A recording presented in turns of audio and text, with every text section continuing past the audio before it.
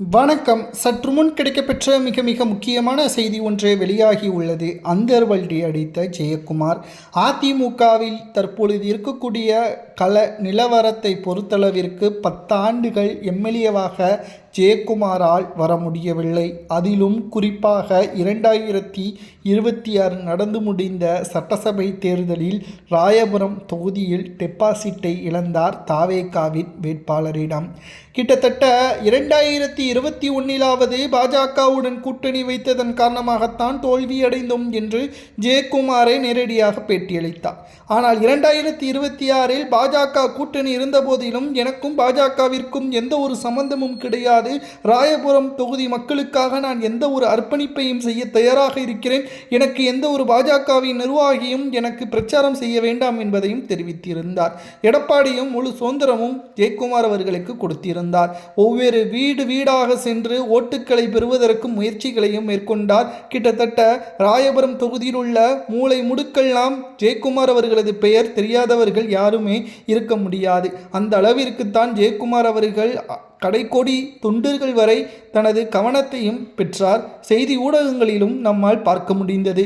ஆனால் தேர்தல் முடிவுகள் அப்படியே ஜெயக்குமார் அவர்களுக்கு தலைகீழாகவே மாறிவிட்டது. முதற்கட்ட சுற்றிலிருந்தே ஜெயக்குமார் அவர்கள் பின்னடைவை தான் சந்தித்தார். டெபாசிட்டையும் கடைசியில் இழந்துவிட்டார். இது ஜெயக்குமார் அவர்களுக்கு மிகப்பெரிய ஒரு அதிர்ச்சி. தோல்வி அடைந்து விட்டோம் என்பது அல்ல, டெபாசிட்டை இழந்துவிட்டோம் என்பதுதான் அவருக்கு மிகப்பெரிய ஒரு அதிர்ச்சி. ஏனென்றால் எதிரே இருக்கக்கூடியது அதிமுகவிற்கு எதிராக திமுக இருந்தால் தோல்வி என்று பரவாயில்லை என்று கூறியிருக்கலாம்.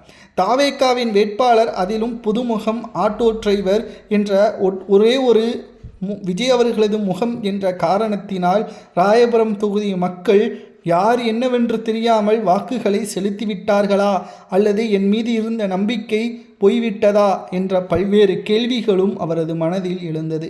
அதிமுக 3வது இடத்திற்கு தள்ளப்பட்ட பிறகு 2 அணியாக பிரிவுகள் செய்யப்பட்டது. எடப்பாடியின் அணியாகவும் சி.வி. சண்முகம், எஸ்.பி. வேலுமணியின் அணியாகவும் பிரிவு ஏற்பட்டது. அப்பொழுதும் கூட ஜெயக்குமார் அவர்கள் இரு தரப்பினருக்கும் ஆதரவுகளை கொடுக்காமல் நடுநிலையாகவே இருந்தார். அதற்கு பிறகு ஜெயக்குமார் அவர்கள் எஸ்.பி. வேலுமணி எடப்பாடியிடம் மன்னிப்பு கடிதம் கொடுத்து எடப்பாடியின் பக்கம் வந்த பிறகும் கூட ஜெயக்குமார் அவர்கள் எந்த ஒரு அறிக்கையும் வெளியிடாமல் இருந்தார். தற்பொழுது தாவேகாவில் இணைய போவதாக தகவல்கள் சமூக வலைதளங்களில் வைரலாக பரவி வருகிறது. ஆனால் இதை பற்றி ஜெயக்குமார் அவர்கள் வெளிக்கொண்டால் மட்டும்தான் அதன் உண்மைத்தன்மை தெரிய வரும். ஜெயக்குமார் அவர்கள் தாவேகாவில் இணைவது சரியா தவறா? அதிமுகவின் தொண்டர்கள் கமெண்ட் வாயிலாக கூறுங்கள்.